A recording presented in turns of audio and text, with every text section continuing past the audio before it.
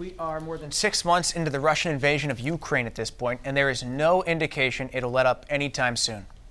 At this point in the conflict, the question is, has the U.S. done everything it can do, or what else would you push for if elected? More humanitarian aid, more weapon systems, or nothing at all? Mr. Fenton, to you first. Yes, I definitely wouldn't do more. We've already done too much. Our foreign policy for many years has been characterized by meddling in the affairs of other nations. I don't think this is our affair, and I don't think it's constitutional to involve ourselves. I personally don't trust the information that we're getting from the media, and I don't trust Zelensky or the Ukrainian government. But I may be wrong, and that's fine. Every individual and everybody in America should have the right, if they think that it's a worthy cause, they should have the right to send their own money. But nobody should be forced to have their hard-earned wages sent to a cause that they may disagree with. Mr. Smith? Yeah, so look, we've been leading from behind as a country in this particular area. We cannot allow Putin and the Kremlin to win this war. And notice I said Putin and the Kremlin and not the Russian people. I believe they have just a bad actor and a dictator right now leading their country. We can't let them win this war because of their strategic position they will have to export gas and oil to the rest of the world, and also because it sends a signal to other rogue states that if they have the military might, they can take over countries as well. At the same time, I don't believe in sending endless amounts of money to Ukraine either. That goes completely unaccounted for. I do believe in giving them the equipment they need and the training they need to fight this war themselves. I do not believe in having boots on the ground there.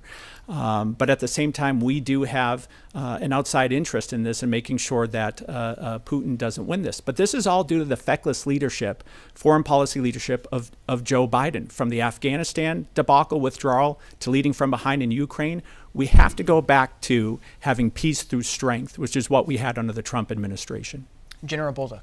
We have no policy and strategy, and that's, the essence of all this, right?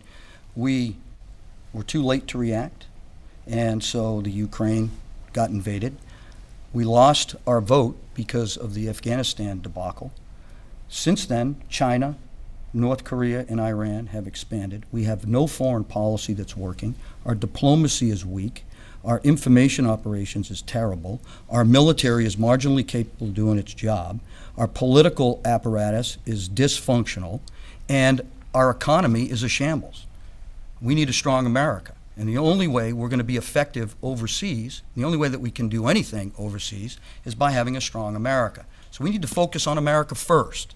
And then we can focus on these other areas. Until then, no policy, no strategy, no support. That's it.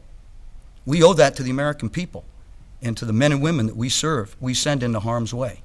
I know a little bit of something about that.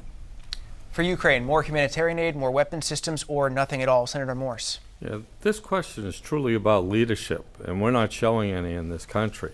I mean, we have an energy policy where we depend on countries like Russia and Venezuela and OPEC nations. I mean, President Biden has just sent this all out and said we're not going to be energy independent in this country. That's wrong. We heard from Judd Gregg, who said true leadership would be to have an energy policy that makes us energy independent in the United States, and let's lead from that. Let's close the border and lead for some strength there and not let illegals come into this country. And obviously, I think on the spending end of anything, we need to get a handle on this. We should know where every dollar is going in this country, and we certainly shouldn't be borrowing to do that. Mr. Montremarny.